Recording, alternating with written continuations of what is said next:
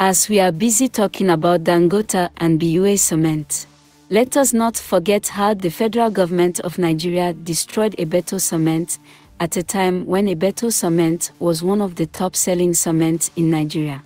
Why did the Nigerian government shut down Ibeto cement owned by an Igbo man in favor of Dangote cement just to dominate and monopolize the market in Nigeria? I'm sure many of you remember this very well.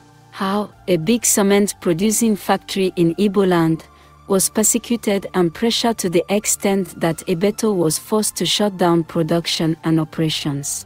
Thousands of jobs were lost as a result, and many lives and livelihood were destroyed in the southeast at the time when Ibeto was shut down. Remember how they closed Savannah Bank owned by an Igbo man? They closed Ezinochi Clay Factory because it was owned by an Igbo man. The list goes on and on and on. Till this day, they are still imposing economic blockage on the southeast region, directly and indirectly. Honestly, the disunity in Igbo land and lack of leadership also caused this to happen. Yet, we have refused to learn from our mistakes time and time again. We Igbos need to learn to always put our interests first and stand united at all times. The only reason why the price of cement is always increasing is simply because there is no serious competition in the cement industry, making cement so expensive in Nigeria. The Nigerian government made this monopoly possible just to antagonize a particular set of people. Today in Nigeria, the only major cement company in Nigeria is Dangote Cement and BUA Cement, owned by two northerners. The federal government is busy playing ethnic favoritism. Watch this video till the end to understand the feud between Ibeto and Dangote. How the federal government of Nigeria teamed up with Dangote to sabotage Ibeto. Then you will begin to understand that the Igbos don't belong here, and the struggle for a free Biafra is a must, and there's no going back. May the good Lord bless, protect and preserve our great leader Motsi Nnamdi Kanu, and may he also bless and protect Biafrans all over the world. Stay tuned and remain blessed. When President Olusegun Obasanjo encouraged local production of cement, the manager of Ibeto Cement Factory promised to flood Nigerian market with cement and drastically reduce the price of the product. Ibeto fulfilled his promise and flooded the country with cement. The result was that the price of cement crashed. This jolted Dangote Cement and affected his business adversely. Aliko Dangote wrote a petition to former President Olusegun Obasanjo kicking against the authority the federal government granted Ibeto to import 800,000 metric tons of cement. Former President Olusegun Obasanjo issued a directive that Ibeto was not allowed to import cement into the country until it proved its investment in local production. Dangote was allowed to import cement. Thousands of staffs of Ibeto's men were rendered jobless. When late President Umaru Yar'Adua succeeded Obasanjo, Ibeto in July 2007 applied for import allocation and it was granted. Once again, he flooded the country with quality cement and the prices crashed. Dangote Cement PLC quickly filed a suit alleging that Ibeto Cement Company is gaining undue advantage by the federal government. On its part, the federal government contended that Dangote Cement PLC is plotting to wipe out fair competition and create a monopoly in the industry and transform itself to the only cock that crows in Nigeria. But Ibeto fortified terms of settlement which were entered as consent judgment in the suit. In line with the consent judgment, it will continue to import 1.5 million metric tons of cement per annum for the period between 1st October 2007 and 30th of September 2019. This was in line with the federal government guarantee conveyed in a letter by the Ministry of Trade and Industry, dated 5th June 2002.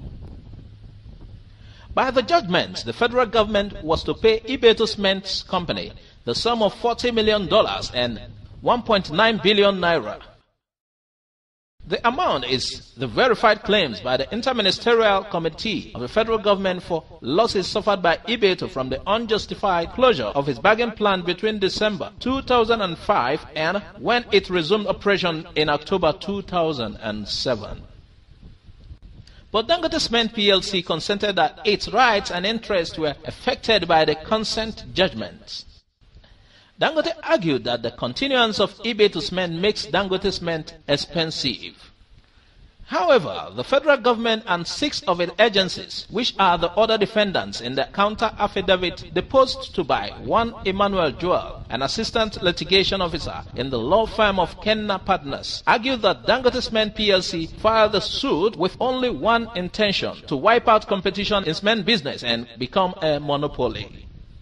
The federal government also contended that Dangote Cement has no locus in filing the suit, as the matter didn't concern them. It averred that the suit instituted by Ibeto Cement against the federal government was not fraudulent.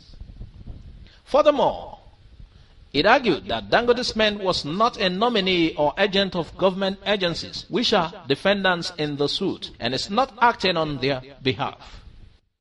It argued that Dangote Cement PLC is not an agency of federal government with the statutory mandate of administering, managing or enforcing tax compliance, therefore lacking the local standing to commence or maintain the legal action and seek the reliefs in the case. Ibeto took cement to another level. It signed a contract agreement of $368 million with a China company, Zhejiang Sinoma Engineering Design and Research Institute Company Limited, to produce 6,000 metric tons of cement in Enugu State, southeast Nigeria. The contract covered crushing limestone mining, cement raw materials to packaging, shipped to the whole process, and a 45 megawatts captive power plant, covering engineering design, equipment, steel, material supply, civil works, installation, commissioning, and personal training. Already, Ibeto Company operates a similar facility in Port Harcourt, River State, which produces 6,000 tons of cement. Dangote was afraid that his dominance and monopoly of cement production will be destroyed by Ibeto. Ibeto is a billionaire and one of the wealthiest men in Africa. As of 2013, he was estimated to be worth about $3.7 billion by Ventures Africa. His Petrochemical Industries Limited, which manufactures oil lubricants and other various petroleum products, both for local and international trade, has the largest liquid storage facility for petroleum products in Nigeria, with a large capacity to store over 60,000 metric tons, and is located at Apapa Wharf and the Ibru Jetty complex in Lagos, Nigeria. President Buhari came into power. Ibeto Company applied for foreign exchange from the CBN but was denied. Dangote applied and was granted. He has continued to enjoy all manner of waiver. Like Dangote did during the Obasanjo regime, he was said to have approached his Fulani brother. Buhari banned Ibeto Cement. Following the closure of Ibeto Cement by Buhari, the prices of cement jumped from 1,500 naira to 2,500 naira, and Dangote is smiling to the bank.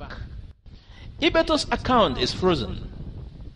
Dr. Cletus Ibeto has been arrested several times, questioned by security agencies, harassed, humiliated, and intimidated. There is no law in the Nigerian law books that Ibeto Company has breached. What then is his crime? Why this mistreatment?